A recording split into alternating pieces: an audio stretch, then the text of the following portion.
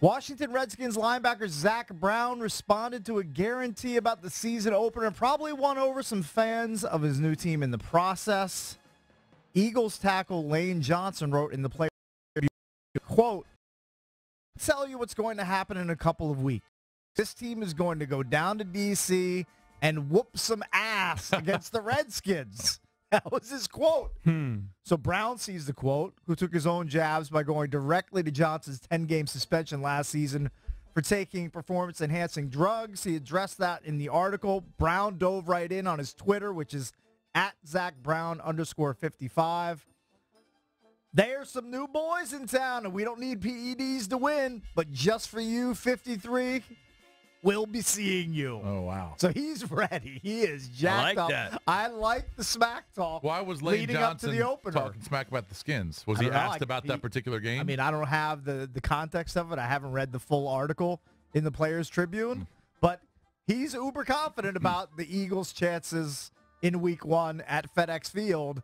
And Zac Brown, he just came back guns a-blazing, and I like it. I like the fact that there's some pot stirring as we're getting set for Week 1. Now, we still have 2 preseason games to get through, and we'll touch more on those later as they take on the Bengals this weekend in the real dress rehearsal. Philly must have looked good offensively last night because they put up 38, and Carson Wentz threw a couple touchdowns to his new toys. Including a 50-yard bomb to Torrey Smith. Now, he did throw a pick as well, but he threw 2 touchdowns, one to Jeffrey and one to Torrey Smith. Yeah. So, I don't know if it's so much the Eagles' offense looks good or the Dolphins' 7 needs some work heading into But there are some nice tidbits for Skins Eagles Week 1, even though you have to get through the last 2 preseason games against the Bengals and the Bucs before you get to September 10th.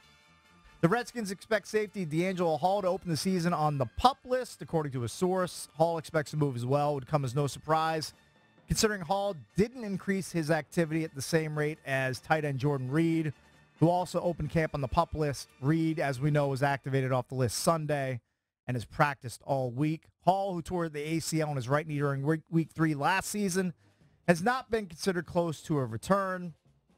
He told CSN Mid-Atlantic that Dr. James Andrews, quote, "doesn't think I'm quite ready. I'm going to take his advice." He's going to take the doctor's advice, who's always on the Skins sidelines with the wacky knit cap during Skins games. The previous day, another member of the organization said he anticipated Hall remaining on the PUP list to begin the regular season. He would not be eligible to come off the list until Week 6. What are they saying about Reed? Will Jordan Reed see any action on Sunday? I think we're expecting to see him. Okay.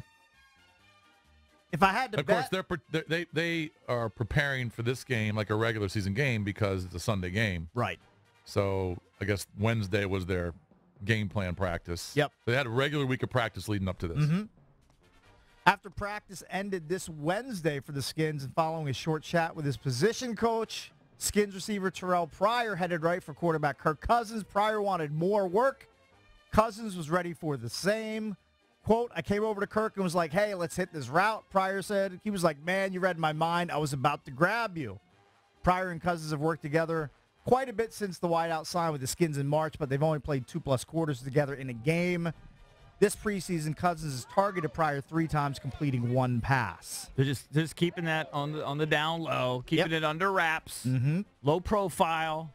Come Week 1, boom, the explosion. It's on. We'll see. The race to 85 catches. You got a lot of expectations on him on number 11. I kind of do. You got a lot. Yeah. I kind of do. 85 is a lot. 85 is a... What did he have last year, I think he had 70 or 77? High 70s, like 77, I want to say. I don't You're have his telling me numbers right he in front of can't me. get 8 or 9 more catches with Kirk Cousins? I think he probably can. Yeah, but Cleveland didn't have all the weapons that Cousins And I has. always, trust me, I always like to overestimate how many catches guys are going to have.